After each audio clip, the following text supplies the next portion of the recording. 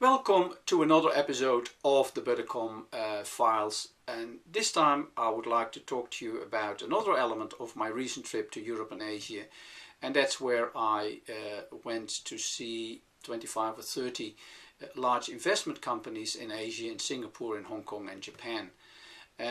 Interestingly, I have been talking to these people about the new developments in telecommunications, about the need for change to the current telecommunications environment.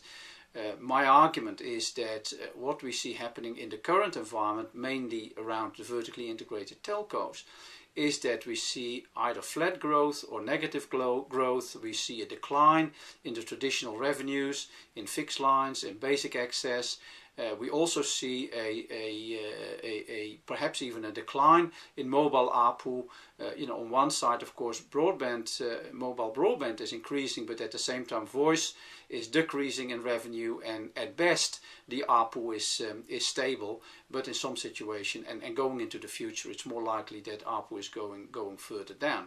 So you really start seeing that based on the current sort of telecommunications environment, a linear approach is not going to be very successful. We really have to start looking at different business models, at different sort of directions for the telecommunications industry.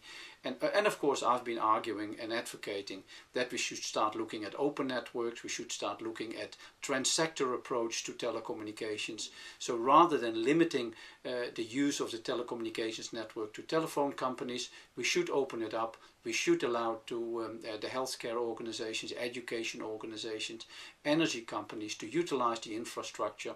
And that needs to be done on the utilities basis. Otherwise, they are not going to provide smart grid services or e-health services to the broader population. This needs to be a national approach, and this needs to be infrastructure needs to be made available on a utilities basis. Once you've got that in place, then obviously it becomes far more attractive for these sectors to start utilizing the network.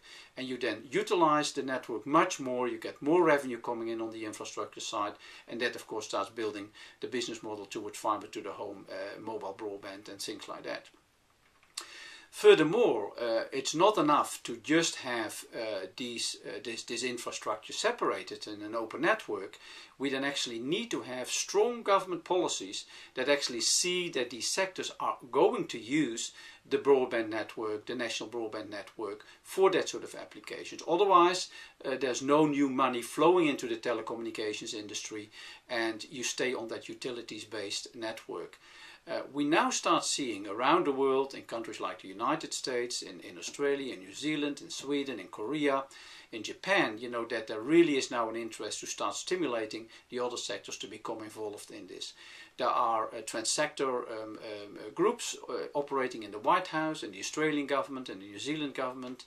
The Korean government has a presidential committee for e-government, same sort of activities. So you really start seeing that governments are starting to understand how important it is that they become involved with good government policies, and that actually will then start leading to new private investments in telecommunications industry on the back of that.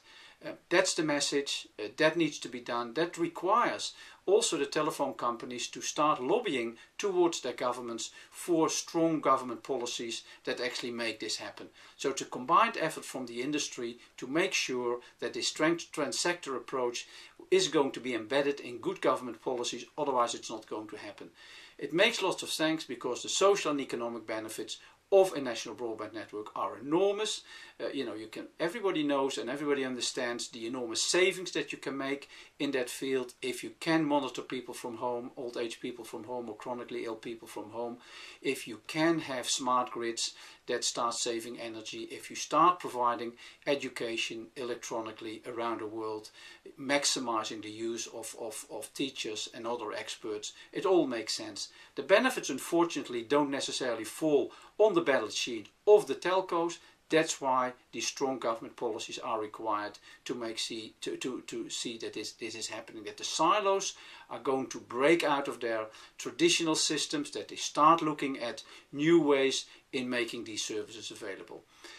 In general terms, the investors in Asia were quite receptive to this approach.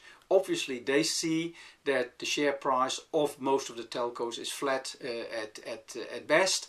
They also don't see linear improvements, so therefore they are now start looking at new opportunities, and this at least is something that they are now considering, they are now aware of, and they will take into account in start looking at the future developments and future investments in this industry. Thank you very much for listening, and I'm looking forward to talk to you the next time. At the end of the tape, of course, you will find some further information about this topic and other topics. Thank you.